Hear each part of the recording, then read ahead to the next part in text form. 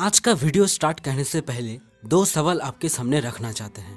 पहला, कोई आपको बोले आपको 1 करोड़ देंगे, एक हफ्ता में खराब खाने की चीज, बुरी आदत और बैड लाइफस्टाइल में खर्च करके खत्म करना है। दूसरी, आपको हफ्ता में 24/7 यानी 168 आवर्स से आधा यानी 84 आवर्स देंगे। आपके लाइफ के हर एक पल में लाइफ को बेहतर बनाते हुए आपके लाइफस्टाइल को सही दिशा दिखाएंगे ताकि आपके हेल्थ हमेशा सही रहे। दोनों में से आप कौन सी पसंद करेंगे? ऑब्वियसली आप बोलेंगे दूसरी, यानी जो आपको 168 आवर्स ना ही सही मगर आपके लाइफस्टाइल और हेल्थ को सही दिशा दिखाएंगे। अभी आपके मन में डाउट हो रहा होगा कि पैसा भी तो चाहिए। जी हाँ, पैसा भी हमारे लाइफ में ज़रूरत है। जितना गाड़ी में पेट्रोल की ज़रूरत पड़ता है, ना ही उससे ज़्यादा और ना ही उससे कम।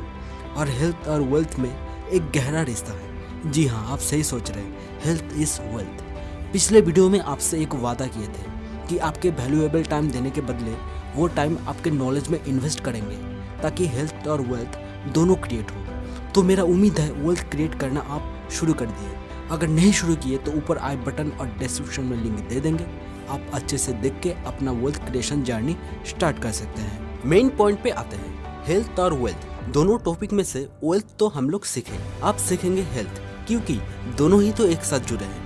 कोई भी कदम उठाइए वो आपसे स्टार्ट होते हैं और आपके द्वारा ही खत्म भी होते हैं, यानी आप ही खुद के लीडर। तो आपकी जिम्मेदारी आपके ऊपर, आपके लिए हर एक सही या गलत स्टेप के ऊपर, जिसके रिजल्ट से पता चलेगा आप कौन से टारगेट हासिल किए। स्टेप, टारगेट, रिजल्ट, ये 3 पॉइंट से आगे और एक पॉइंट है जो हम लोग नज़रअंदाज कर देते हैं, हम लोग ध्यान ही नहीं देते हैं। स्टार्टिंग पॉइंट अगर सही नहीं है तो उम्मीद आप कैसे रख सकते हैं कि एंडिंग पॉइंट भी अच्छा होगा। तो हम लोगों को स्टार्टिंग पॉइंट से स्टार्ट करना होगा और वो स्टार्टिंग पॉइंट है आपके सोच। आप सोचेंगे नहीं तो स्टार्ट कैसे होगा? आप आपके हर काम के पहले उसके बारे में ज़रूर सोचे होंगे।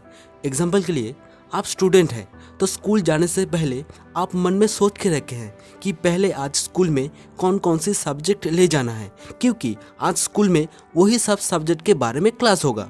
और रास्ते से जाते समय मेरा एक फ्रेंड है, उसको भी साथ में ले जाना है, और धीरे धीरे आप रास्ते से स्कूल में पहुंच जाते हैं। यानी पहले सोच या भावनाएं मान सकते हैं आप, उसके बाद स्टेप, उसके बाद टारगेट, उसके बाद रिजल्ट तक पहुंचते हैं।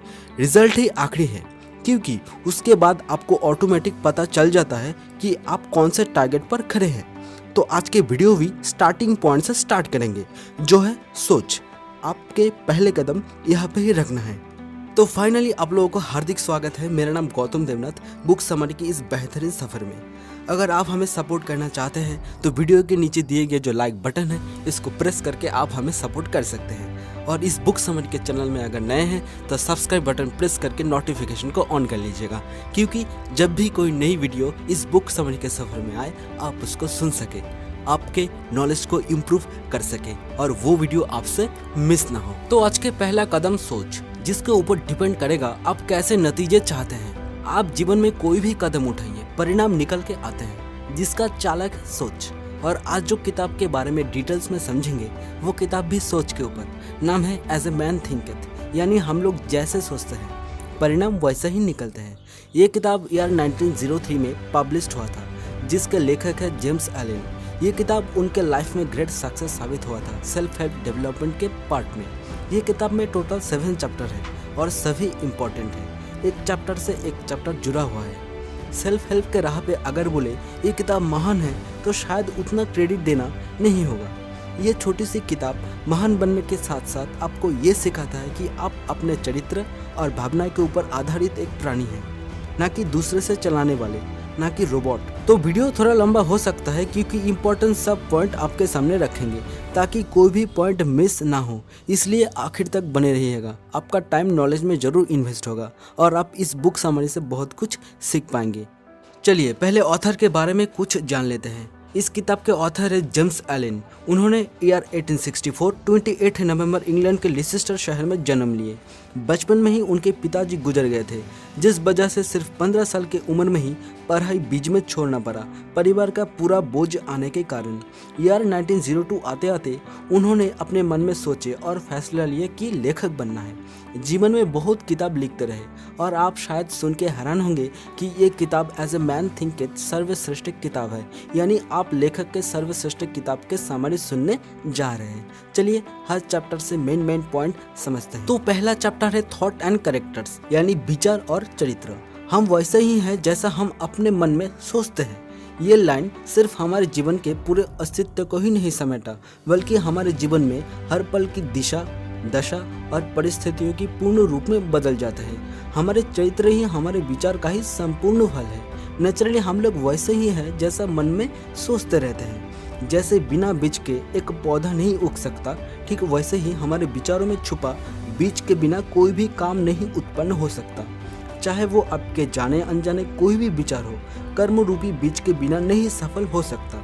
यानी आपके कर्म ही विचार का मूल है और यही सुख दुख का फल है।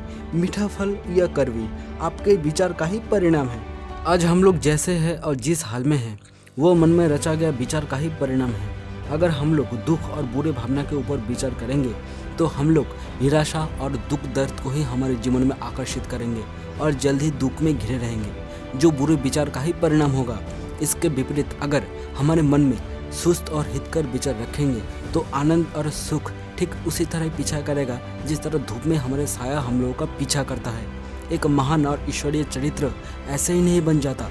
ये तो लगातार ईश्वरीय चरित्र और महान चरित्र के बारे में लगातार सोचने और विचार करने के बाद बन जाते हैं। यानी हम लोग खुद के ही विचार से अच्छे और बुरे इंसान बनते हैं। वो खुद ब खुद नहीं बनता। अच्छे विचार से हमारे अच्छे चरित्र बनते हैं और बुरे विचार से बुरे। और बीच में जो सफ़र आप पूरा करते हैं, उस सफ़र का आप खुद ही कारीगर या निर्माता है। इस युग के सबसे ताकतवर, ऊर्जावान और विश्वास से भरा, दिल को शांत करने वाला दिव्य वचन जो आत्मा से जुड़ा सच बात यह है कि आप अपने चरित्र के निर्माता और खुद के निर्माता या कारीगर आप खुद ही हैं। आपके पास ही वो ताकत है जिससे आप खुद को अच्छे से निर्माण कर सकते हैं या खुद को बर्बाद भी कर सकते हैं। जिस तरह सोना निकलने के लिए गहरी खोदाई करना पड़ता है, ठीक उसी तरह अगर आप आपके मन में गहरी खोदाई करेंगे तो आपके विचार एक नया रूप ले लेगा। आपके विचार एक महान चरित्र बनने में आपका मदद करेगा और आप खुद ही महसूस कर पाएंगे कि आपके पास ही वो ताकत है जो खुद को बदल सकते हैं। यानी आपके विचार ही आपके चरित्र निर्माण के कारीगर है। आपके ऊपर निर्भर करेगा आप कैसे चरित्र चाहते हैं। अच्छे चरित्र चाहते हैं तो आशा मत हारिए। जो खोजते रहते हैं आज कल या परसों मिल ही जाते हैं। जो दस्तक देते रहते हैं अपने मन के अच्छे विचार के दरवाजे पर, एक ना एक दिन वो दरवाजे जरूर खुल जाते हैं। डिपेंड आपके ऊपर आप कैसे थॉट रखते हैं। तो अगला चैप्टर है effect of thoughts on circumstance, यानी परिस्थिति के ऊपर विचार का प्रभाव। आप अपने मन को एक गार्डन समझकर या तो आप अपने इंटेलिजेंस के साथ अच्छे से बेहतरीन तरीके से तैयार कर सकते हैं। उदाहरण के लिए फूलों के पौधा लगाना, और नहीं तो उस गार्डन को ऐसे ही छोड़ सकते हैं लापरवाह चीज उगने के लिए। मेन पॉइंट है आप कुछ अच्छी चीज लगाइए, नहीं लगाइए या तो नज़रअंदाज कीजिए, लेकिन कुछ ना कुछ उगेगा ज़रूर। कुछ तो उस गार्डन से मिलेगा। अगर गार्डन में कोई बीज नहीं बोए जाते तो अनावश्यक खरपतवार उग जाते हैं। एक माली अपने गार्डन में अनावश्यक खरपतवार समय समय पर काट के फेंक देते हैं और वही फल फूल पेड़ पौधे लगाता है जो उसके चाह या पसंद हो। हम लोगों को भी अपने मन रूपी गार्डन को एक माली की तरह देखभाल करना चाहिए। अपने मन से अशुद्धि, अनावश्यक, बेकार और खराब भावनाएं मन से निकाल के फेंक देना चाहिए और अच्छे भावनाएं, अच्छे ज्ञान, मन को शांति प्रदान करने वाला अच्छे विचार उसी फल फूल की तरह सहज के अपने मन में रख देना चाहिए। इसी प्रोसेस को जब आप हर दिन और धीरे धीरे करते रहेंगे तो आप महसूस कर पाएंगे एक दिन कि आप ही खुद के निर्माता, आत्मा के निर्माता और मालिक हैं। आप ही खुद के जीवन के निर्देशक हैं। विचार और चरित्र एक समान होते हैं क्योंकि माहौल और परिस्थिति के द्वारा ही चरित्र निर्माण होते हैं, प्रकट भी होते हैं।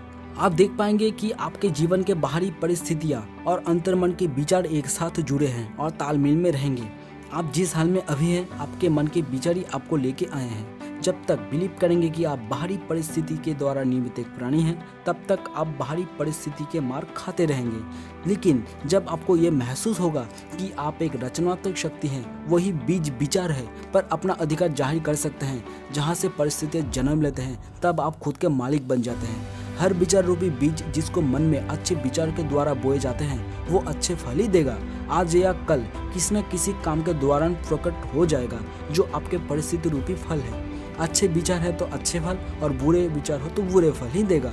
परिस्थितियों के बाहरी जगत विचार के आंतरिक जगत ही निर्माण करता है, यानी आप जैसे सोचते हैं वैसे ही बन जाते हैं। कुछ लोग बाहरी परिस्थितियों से लड़ता रहता है, इसका कोई परिणाम है?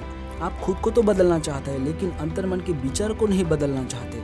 आप ये महसूस कर पाएंगे कि आप जो चीज़ चाहते हैं वो नहीं मिलता। जैसे विचार से चाहते हैं और आप जैसे हैं, दोनों जब एक साथ जुड़ जाते हैं उसका परिणाम ही आपकी इच्छा होते हैं, तब आपको वो चीज़ मिलता है। कोई भी अपराधी गुनाह करके परिस्थिति के कारण ऐसे ही जेल चला नहीं जाता।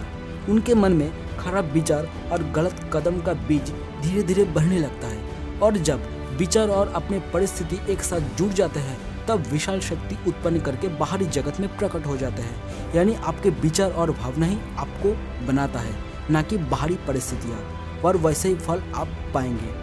तो अगला चैप्टर है effect of thought on health and body, यानी शरीर और स्वास्थ्य के ऊपर विचार का प्रभाव। हमारे शरीर हमारे मन के हर एक निर्देश अच्छे से पालन करता है, चाहे वो अच्छे हो या बुरे। नकारात्मक और बुरे अनजान रोगग्रस्त होने का डर भले ही हमारे शरीर में उस टाइम कोई रिएक्ट ना करे, मगर हमारे नाड़ी मंडल में उसी टाइम रिएक्ट करता है। समय समय पर रिसर्च में ये पाया गया कि कोई भी डर हम लोगों को बाहरी परिस्थिति के रूप में कुछ ना हो, लेकिन एक बुलेट की तरह ही हमारे अंदर के मन रूपी विचार को उसी टाइम मार देता है, और धीरे धीरे वही विचार बाहरी परिस्थिति के रूप ले लेता है और हम लोग रोगग्रस्त हो जाते हैं।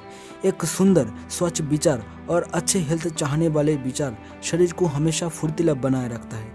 अगर आप मन में खराब विचार, अशांत विचार और शरीर को हमेशा खराब जीवन शैली के ऊपर आकर्षित करेंगे तो आपके शरीर को बहुत ही रोगग्रस्त बना देगा। इसलिए आप आपके शरीर के ऊपर विचार को निर्मल रखिए, शांत रखिए, स्वच्छ रखिए, तभी आपके शरीर स्वस्थ, निर्मल, शांतिपूर्ण रहेगा।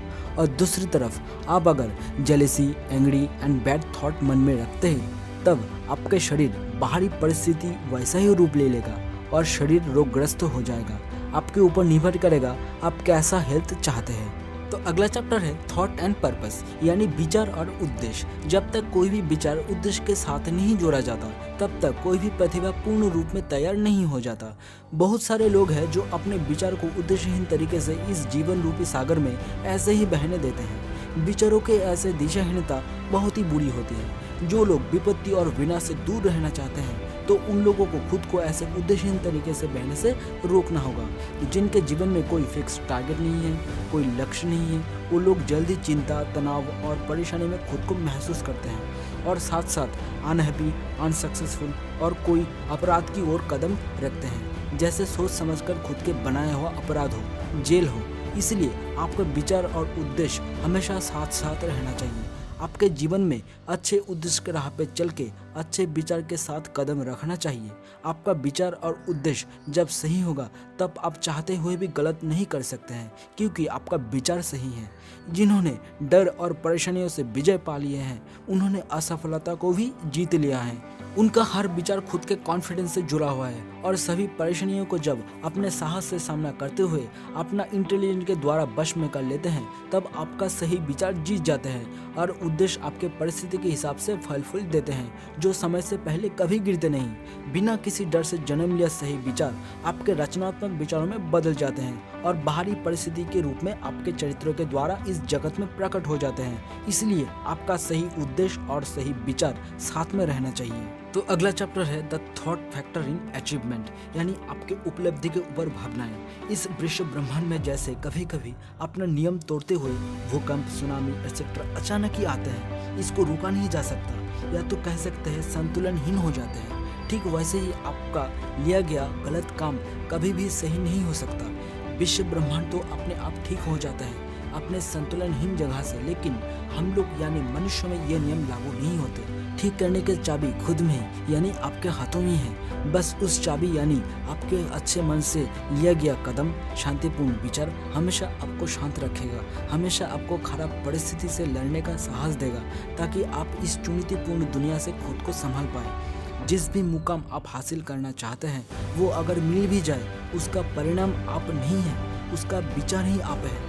आप जैसे विचार रखते हैं बाहरी रूप में आप वैसे ही हैं। अगला चैप्टर है विजन एंड आइडियल्स, यानी सपने और आदर्श।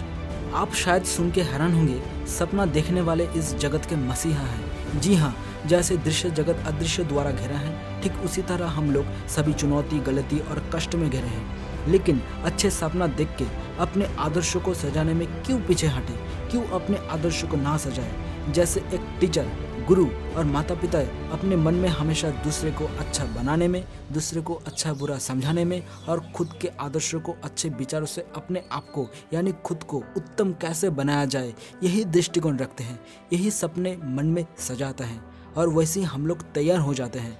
या तो कह सकते हैं उन्हीं लोग शिल्पकार हैं, मनुष्य को अच्छे विचार के सांचे में ढल के पूर्ण रूप बनाने में, जैसे एक मूर्ति को बनाया जाता है। जो अपने मन में सुंदर परिकल्पनाओं को और उच्च आदर्शों को सजाते हैं, एक दिन उसे साकार जरूर कर पाएंगे।